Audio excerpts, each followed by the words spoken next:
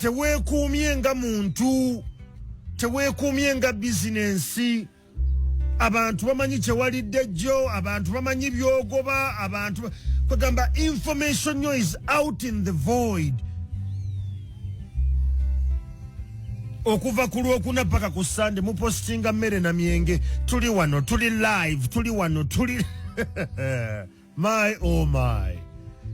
And you wonder why you're easy to be defeated.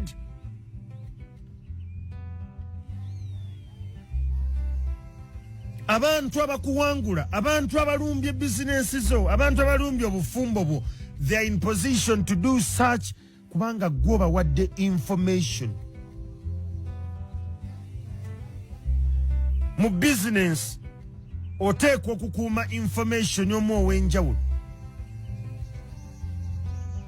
Abantu abamu information ogibawa on a need to know basis. Abamu obayinfominga obategeeza butegeeza kiddako, tobannyonnyola. Neweetunuulire James buli kimu okisharinze ku ggwe. Kwagamba omuntu atuula mu katale n'akutunuulira nga n'esseffuliya ye yeewaka eri wansi w'ekitanda agimanyi weeri.